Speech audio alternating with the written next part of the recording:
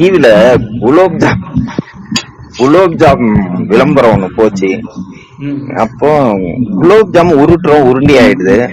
அது சுடும்போது ஏன் இந்த இது ஏன் அந்த சாஃப்ட்னஸ் வருது அதுல, அப்படியெல்லாம் யோசனை போயிடுச்சு. அந்த உருட்டும் போது தண்ணி சேர்த்து செய்யறோம். ஆமா சாமி.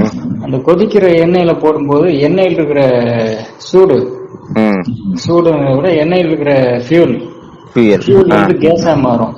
கேஸா மாறுச்சுன்னா அது பத்தி எரியும் இல்ல, ஃபியூல் கேஸ் பயோகேஸா மாறும், எரிவாயு மாறும். அதாவது எல்பிஜில மாறுது இல்ல, தண்ணியா தானே தண்ணியா இருக்கு. அந்த எண்ணெய் காத்தா மாறுது, உள்ள இருக்கிற எண்ணெய் சூடான காத்தா மாறும். தீ வச்சா தீ எரிஞ்சிடும், கப்புன்னு தீயாக மாறிடுது எண்ணெய் முழுக்க. அந்த கண்டிஷனுக்கு வந்துடும். அப்போ அந்த எண்ணெய் அந்த குலோப் ஜாமுன் உருண்டைக்குள்ள போகும்போது அது தீ தானே, தீ உள்ள போய் உள்ள இருக்கிற தண்ணி எல்லாம் எடுத்துரும், முடிஞ்ச வரைக்கும் எடுக்கும். வெளியில இருக்கிற லேயர்ல நல்லா தண்ணியை உறிஞ்சி கருப்பாவே மாத்திடும். உள்ள இருக்கிற லேயரை கிட்டத்தட்ட ஒரு பாதி பங்கு தண்ணி எடுக்கும். அப்ப தண்ணி போயிடுச்சு அப்படின்னா அந்த இடத்துல வெற்றிடம் உருவாகும். அந்த வெற்றிடத்துல வெளியில குலோப் ஜாமுன் எடுத்த உடனே காத்து நிறைஞ்சுக்கும்.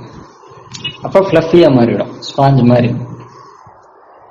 காத்து உள்ள இருக்கிற எண்ணெய் இது வெளியே போயிட்ட அப்புறம் எண்ணெய் உள்ள போய் எரிய ஆரம்பிக்கும்.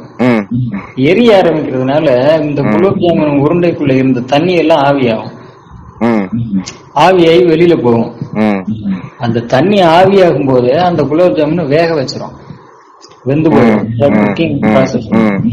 வெந்து போயிடும். அதே நேரத்துல தண்ணி காலியாகி அந்த எம்டி ஸ்பேஸ் உருவாகும். அந்த எம்டி ஸ்பேஸ் அப்படியே இருக்கும். குலோப் ஜாமுன் எண்ணெய்க்குள்ள இருந்து வெளியில எடுத்த உடனே அந்த எம்டி ஸ்பேஸ்ல இருந்து காத்து நிறைஞ்சிடும் உள்ளுக்குள்ள. தண்ணி இருந்த இடத்துக்கு பதிலா இப்ப காத்து வருது. ஃபிளஃபி ஆயிடும். இப்ப அதே குலோப் ஜாமுன் ஜீராவில ஊற போடும்போது இந்த காத்து இருந்த இடத்துல மறுபடியும் தண்ணி அப்ப இன்னும் ஃபிளஃபி ஆயிடும். அப்பதான் அந்த சாஃப்ட்னஸ் வந்துடுச்சு. சுடும்போது ஆனா கல்லு மாதிரி தான் சமையம் இருக்கும். உருட்டி நம்ம அது ஏன்னா கோவா வேற சேர்க்கிறோம், அதுவும் ஆயிலு. ஓகே, இதெல்லாம் யோசனை